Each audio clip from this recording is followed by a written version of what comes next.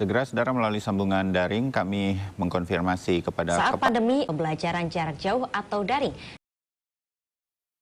Sejak adanya pandemi, sekolah menerapkan adanya pembelajaran jarak jauh. Semuanya dilakukan secara daring, yang mengakibatkan saya sebagai seorang pelajar mengalami kesulitan dalam PJJ. Jujur saja, dalam pembuatan PPT, presentasi dalam aplikasi Zoom, saya masih harus belajar lebih banyak lagi. Alih-alih mencari informasi mengenai cara membuat PPT, saya lebih memilih bermain game online karena tugas sekolah yang semakin menumpuk membuat saya malas untuk belajar bahkan mengerjakan tugas. Memang kebiasaan buruk ini tidak patut dicontoh. Hingga suatu ketika saya memiliki tekad untuk berubah, menghilangkan kebiasaan buruk dan mau belajar hal baru. Semua dimulai ketika saya menemukan buku pemberian ibu saya yang bahkan sudah berdebu. Saya ingat ibu saya berkata waktu itu, "Nih nak, ibu kasih buku supaya kamu rajin membaca dan menjadi anak yang pintar. Karena dengan membaca buku, kamu bisa melihat dunia tanpa mengelilinginya. Simpan buku ini baik-baik ya nak." buku ini mengingatkan saya pada saat kecil. Saya gemar sekali membaca buku. Entah bagaimana kegemaran itu mulai hilang ketika saya dewasa. Saya berpikir membuka celengan saya untuk membeli buku. Namun ternyata celengan yang saya punya masih kurang untuk membelinya.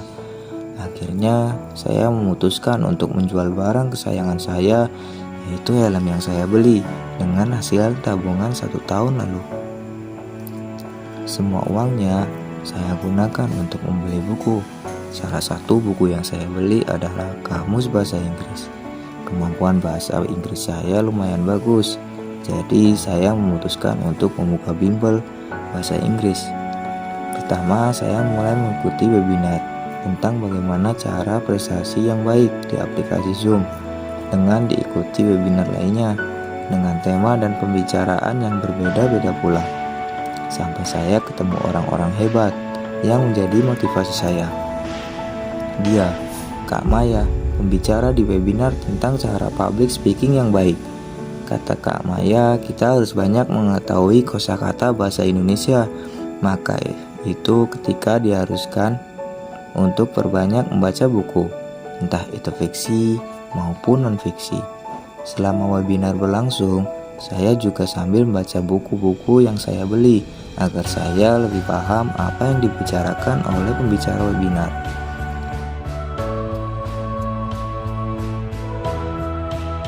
Motivasi yang kedua yaitu Kak Falah, penulis populer di Indonesia.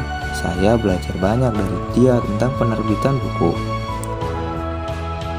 Ya, saya berencana mau menulis buku tentang pengalaman saya ini untuk menginspirasi orang lain bahwa dengan memperbanyak membaca buku, bukan hanya wawasan kita saja yang luas, tapi kita dapat mengetahui sudut pandang dari orang lain, tidak melihat hanya dari sudut pandang kita sendiri.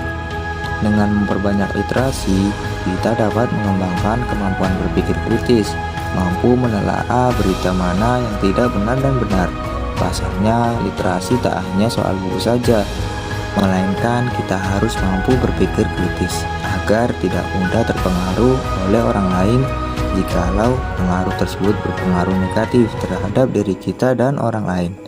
Sebagai seorang pelajar yang ingin berinvestasi sebelum investasi saham, lebih baik kita investasi terlebih dahulu di ilmu. Membaca buku adalah permulaan yang baik untuk investasi ilmu.